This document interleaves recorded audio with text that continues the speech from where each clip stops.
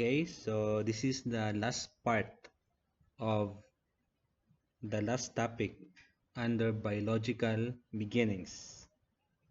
So let's have the implications for teachers.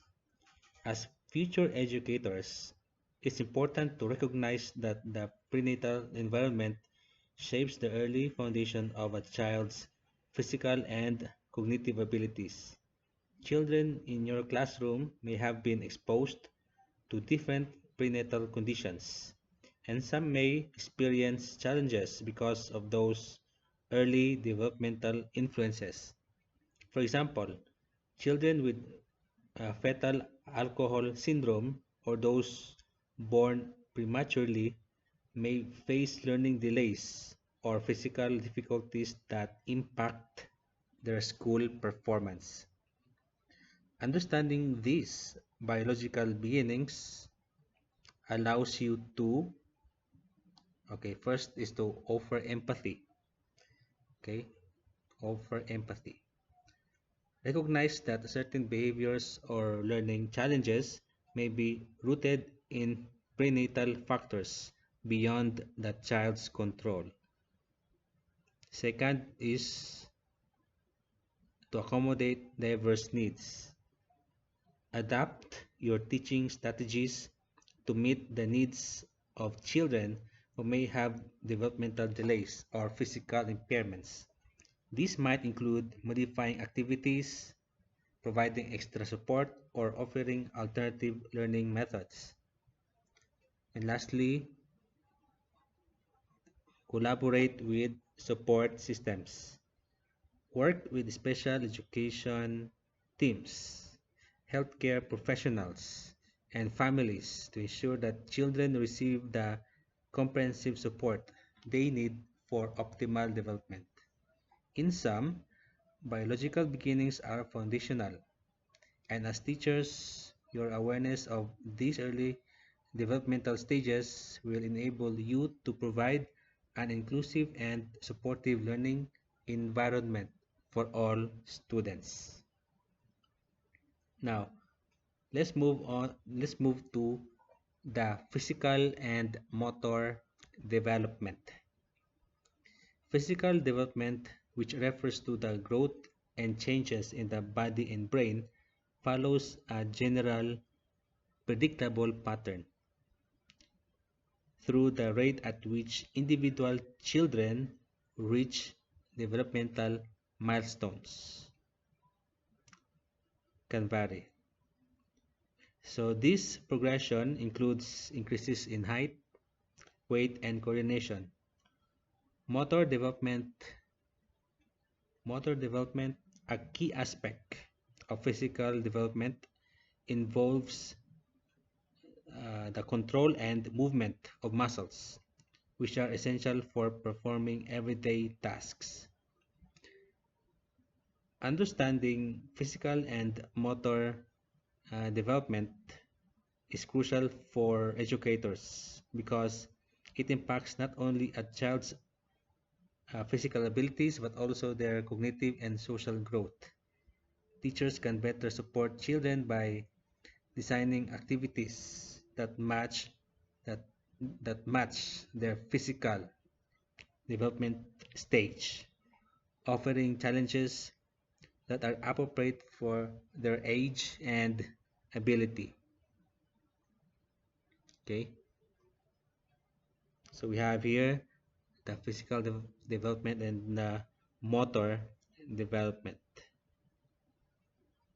Now let's have the patterns of physical and motor development. So physical development is often described using two key principles.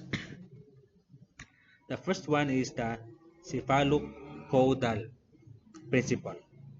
This principle states that physical development occurs from the head down.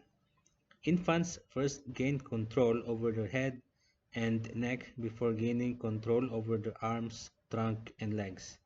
This explains why newborns can lift their heads before they can sit up, crawl, or walk. Okay, second pattern, we have the Second principle, we have the proximodistal principle. This principle, this principle explains that development progresses from the center of the body outward. Children first gain control over the torso and gradually master more refined movements involving their arms, hands, and fingers. For example, babies can learn to use their shoulders and arms before developing the fine motor skills needed for tasks like grasping objects or writing. Now let's have the gross motor skills versus fine motor skills. Okay, so motor development can be categorized into two main areas: gross motor skills and fine motor skills. Each type of motor skill develops at different rates and involves different parts of the body. Now, let's have the gross motor skills. Gross motor skills involve the use of large muscles for activities such as walking, running, jumping, and climbing. These skills are fundamental for mobility, balance, and coordination. During infancy, gross motor development gross motor development starts with actions like lifting the head and rolling over. As children grow into toddlers, they begin to crawl, walk, and eventually run and jump. By early childhood, they can engage in more complex movements such as hopping, skipping, and balancing. Examples of um, gross motor milestones include lifting the head, and that happens around 2 to 3 months. Sitting without support, around 6 to 8 months. Walking independently, around 12 to 15 months. Running and jumping by age 3 to 4. Fine motor skills. Okay, fine motor skills require the coordination of small muscles, particularly in the hands and fingers, for tasks like grasping, drawing, writing, and buttoning clothes. These skills are essential for everyday activities such as eating with utensils, tying shoe laces, or holding a pencil. Fine motor development typically follows gross motor development, as children must first develop stability in their larger muscles before they can perform more precise tasks. Examples of fine motor milestones include grasping objects with a full hand, that is around 4 to 5 months. Pincer grasp, using thumb and forefinger to pick up small objects, that is around 9 to 12 months.